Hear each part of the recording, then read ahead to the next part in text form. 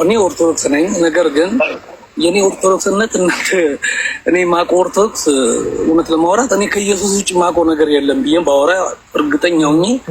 እኔ በማርያም ጸልዬ አላውቅም። አድምጡ ሁላችሁ። በቅዱሳን እንደዚህ በዛ በኩል ካልሆነ እንደዚህ ዲያን ተረት ውስጥ ገብቼ አላውቅም። እኔ ከመጀመሪያ ጀምሮ ከኢየሱስ ክርስቶስ ውጭ ማመልኮም የለም መስገድለትም የለም። እንደዚህ አይነት ኦርቶዶክስ ነኝ እኔ።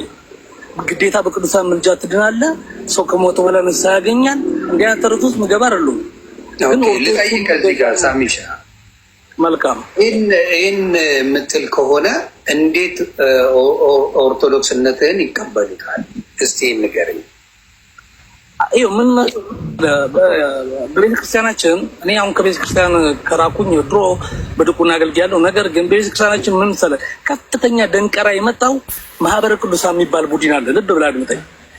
ክርስቶስን ብሎ ያስተማሩ መምህራኖች ይገፋሉ። ይሄ ማህበረ ቅዱሳን አባል ነበርኩ። የማህበረ ቅዱሳን ዳንኤል ክብረት በሚመራ ሰዓት እኔ አባል ነበርኩና አንድ ሰው ክርስቶስን በግልጽ አድርጎ ማስተማር ሲጀምር ታድሶ ነው ይሄ እንዲህ ነው እያሉ እየገፏቸው እነ በጋሻው ሌሎቹ እንዲወጡ ተረገና ሰው ክርስቶስን ብሎ መስበክ ይፈራና ማርያምን ይቀላቅላል፣ ሄዶ ወይም ጊዮርጊስን ይቀላቅላል። እንደዚያ ጉድ ነው። ጉድ እየሰማችሁ ነው። ስለ ኢየሱስ ማውራት እጅግ የተከለከለ ነው። ስለ ሌላ ማውራት የተፈቀደ ነው። ይሄው ጉድ እየሰማችሁ ነው። ኢየሱስ ግን ብቻውን ሕይወት ይሰጣል። ከሱ ውጪ ሕይወት የለም። ኑ ወደ ኢየሱስ ስሙ። ይንንም ለምንድነው አሁን እኛ ማንጠጣው? ለምንድነው ማንቀመው? እሺ ለምንድነው ማለት የሆነ ስተት ተሳስተ እንኳን ምቾት አይሰጥህም። አንዳንድ ሰዎች እንደ ልባቸው ተሳድበው ምንም ሳይመስላቸው ሲኖሩ፣ አንተ ግን በስተት ለተናገርከው ነገር እንኳን ውስጥ ምቾት ያጣል። ለምን? አንድ የለመድከው የላይፍ ስታንዳርድ አለ። በመንፈስ ቅዱስ አማካኝነት ኤክስፒሪየንስ ያረከው ህይወት አለ። ከዛ ስትወርድ ይሸክካል፣ ምቾት አይሰጥም፣ ይደብርሃል፣ ትነጫነጫለህ። ለዚህ ነው በጌታ ያመኑ ቦርን አጌን ያደረጉ ሰዎች ሲደክሙ በድካማቸው ኢንጆይ አያረጉም። ሁል ጊዜ በቃ ይነጫነጫሉ፣ ይደብራቸዋል፣ ምቾት አይሰማቸውም። ቢኮዝ በመንፈስ ቅዱስ አማካኝነት የቅድስናንና የጽድቅን ህይወት ኤክስፒሪየንስ አድርገዋል። አሁን እንደዚህ ይላል ጳውሎስ፣ እኔ ሞቻለሁ፣ በእኔ የሚኖረው ክርስቶስ ነው፣ ራሴን አላይም ኢየሱስን ነው የማየው። በነገራችን ላይ ክርስትና ወንድሜ ኢየሱስን እያየ የምትኖረው ህይወት እንጂ ራስን እያየ የምትኖረው ህይወት አይደለም። ራስን ብራዘር የሚሉ ሰዎች ውሸታቸው ነው፣ ሊያሳብዱ ነው። ጸጉርን እንደዚህ ነቅለህ እየገላ እንድትጫወት ነው የሚያደርጉ። ራስን አይተህ የምትኖረው ክርስትና የለም፣ ኢየሱስን አይተህ የምትኖረው ክርስትና ነው። ጳውሎስ ቀጥሎ ምን ይላል እንግዲህ ጽድቅ ህግን በመጠበቅ የሚገኝ ከሆነ ኢየሱስ በከንቱ ሞቷል ማለት ነው አለ። የሚገርም መልእክት። ራስህን አይተህ የምትኖረው ህይወት የለም፣ ክርስቶስን እያየ ክብር ሁሉ ለሱ ስሙ። ነው የእመቤታችን ጉዳይ አይግረምህ። እንኳንስ የእመቤታችን ጉዳይ የክርስቶስ ጉዳይ እንኳን ተወለደ፣ ተጠመቀ፣ ጾመ ከማለት ውጪ እቺን ከመተረክ በትንሹ አብዛኛውን 28 ዓመት አካባቢ የት እንደነበረ አይነግረንም። ስለዚህ የእመቤታችን ነገር ባይጻፍ እንደውም ተወለደችም እኮ አይለን። አሁን አንዳንድ ሰው እንዴት ተነሳች ላላችሁ የታል መጽሐፍ ቅዱስ ይላል። ተወለደችም እኮ አይልም። ተወለደች አላለኝን መጽሐፍ ቅዱስ ተነሳች እንዲለኝ እንዲጠብቃለሁ። ተወለደች ብሎ ስላልነገረኝ ህልውናዋን እንደማልክደው ሁሉ አምኜ እንደተቀበል መወለዷን ግን እንጠራጠርም እኮ መወለዷን አይነግረንም። ሞታ ተነሳይ ስንል ግን ትንሽ ቅር የሚላቸው ሰዎች አሉ። ለማንኛውም ሞቶ ከመነሳት በላይ በድንግልና ጸንሶ በድንግልና መውለድ እጅግ በጣም ይደንቃል። ሞቶ መነሳት እኮ ነገኛ እናደርገዋለን። ክርስቶስ ሲመጣ የሞቱ ሁሉ ይነሳሉ። ማንም የሚነሳው ነው። በተለይ ደግሞ በክርስቶስ ክርስቲያን የሆኑት በክብር ይነሳሉ። ኢየሱስ ምን ይገርማል። ማንም የማይነሳው የማይሆነው ግን በድንግልና ጸንሶ በድንግል እናትም ድንግልም መሆን። ይሄንን ያደረገ ጌታ አሁን አስነሳት ብንል ለምን እንደሚከብድ እኔ እንጃ። ለማንኛውም ግን ስለ ድንግል ማርያም ያልጻፈው የወንጌል ዓላማ ነገረ ማርያም ስላልነበረ ነው። ነገረ ክርስቶስ ነው። ነገረ ክርስቶስ ውስጥ ግን ነገረ ማርያም ስላለ ከመቤታችን ነው የሚጀምረው። ነገረ ክርስቶስ ወንጌልን ስታየው ከነገረ ማርያም ነው ወደ ነገረ ክርስቶስ የሚሄደው። የተገኘው ከሷ ስለሆነ፣ የተወለደው ከሷ ስለሆነ፣ ለዚህ ብዙ አለመጻፉ አይግረም ለማለት ነው። ምንድነው እየወሰደን ያለ ነው? ይሄን ያህል ድፍረት ለመንፈስ ቅዱስ አስተያየት እንደ መጽሐፍ ቅዱስ የተጻፈው በእግዚአብሔር መንፈስ ነው። በእግዚአብሔር መንፈስ የተጻፈው መጽሐፍ ዝም ባለበት ቦታ እኔ ካላወራው አረ በኢየሱስ ስም መጽሐፍ ቅዱስ ዝም ባለበት እስቲ ዝም በል። ምንድነው የምታወራው እንዴ? በአካል የነበሩ ሰዎች በመንፈስ ቅዱስ አማካይነት የጻፉ ሰዎች እነሱ ያልጻፉትን አንተ ለምን አይጻፍም ዛሬ ግብግብ?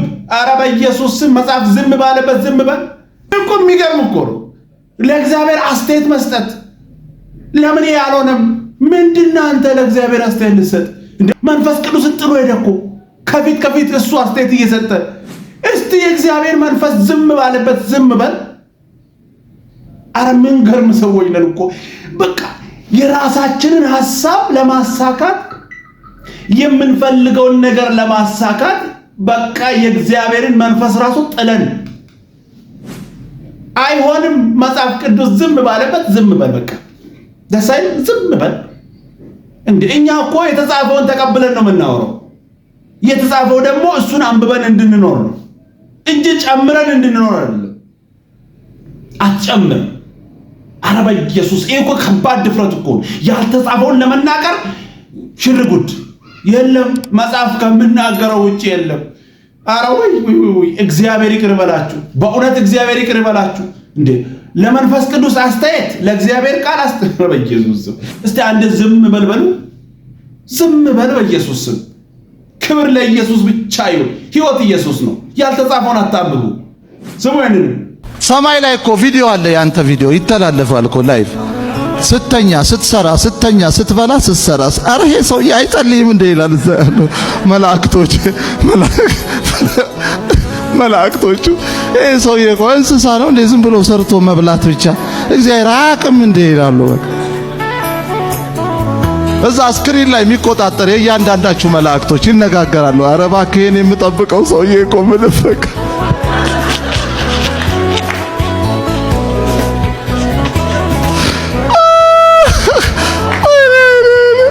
አረለ ቢያንስ መላእክቶቻችሁ እንኳን አይፈሩባችሁ። እስቲ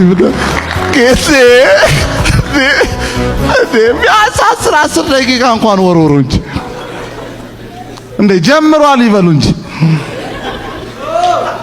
በጌታ በኢየሱስ መስራት መብላት መተኛት መስራት መብላት መተኛት እንደ እግዚአብሔር ይገስጽ እንደ 10 ደቂቃ 1 ሰዓት እንደ ተንበርከክ እንጂ ባትጸልይ እንኳን ተንበርክከ መዝሙር ስማ። በቃ እንደ አምልኮ ነው እሱ ራሱ መጸለይ ካቃተ በቃ ተንበርክከ መዝሙር ስማ። እጅግ በጣም ትልቅ ደስ የሚል መልእክት ሰማይ ላይ ስንት ጉዳችንን እያየ አራይ እንጸልይ። የሚገርም እኮ በጣም የሚገርም ከሰማይ ሆኖ ያያል እግዚአብሔር። እንጸልይ፣ ጊዜ ሰተን እንጸልይ፣ እንንበርከክ፣ ቢያቅተንም እንጸልይ። ግራ የሚያጋባ ሁኔታ ላይ ብንሆንም በማይመች ቦታ ላይ ብንሆንም እንጸልይ ይሻላል። የኢየሱስ ስም ይባረክ። ሰውየንም ብዙ ከእግዚአብሔር ቃል ጋር ውለህ ካደርክ ትሁት ላትሆን አትችልም። ልትታበይ በሰው ላይ አትችልም። ሞር ጌታን ስታውቅ የተደረገልህ ሲገባ አንዱ የመንፈስ ቅዱስ ፍሬ እኮ ነው ትህትና። ክርስቶስ ባንተ ሆኖ የሚገልጠው ፍሬ ነው እንጂ በሰው በግል አይቻልም። አሁን ሙሴ ከእግዚአብሔር ጋር ተራራው ላይ ውሎ አደረ። ሲመጣ ፊቱ ያበራ ነበር ይላል። እሱ ግን አያውቅም።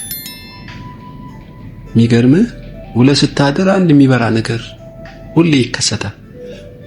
እኔ ውዬ አድር ያለው ማለቴ ሳይሆን ምናልባት ከክርስቶስ የሚገኝ የጽድቅ ፍሬ ነው አንዱ እና ያም ተንጸባርቆ ከሆነ ያው ክብር የሱ ነው መቼ ኃይልም የሱ ነው። ሰው በራሱ ጀነሬት ያደረገው እንዲህ ያለው ነገር መንፈስ ቅዱስ በቅዱሳን ውስጥ ሆኖ ክርስቶስን ያሳያል። እጅግ በጣም ድንቅ መልእክት። ከእግዚአብሔር ቃል ጋር ውላችሁ ካደራችሁ በሱ ፊት ከሆናችሁ እውነት ነው። እናንተ ባታውቁም እናንተ ላይ የተጨመረው ሞገስ ለብዙ ሰዎች ይታያል። እውነት ነው፣ እንዲሁ ይታወቃል።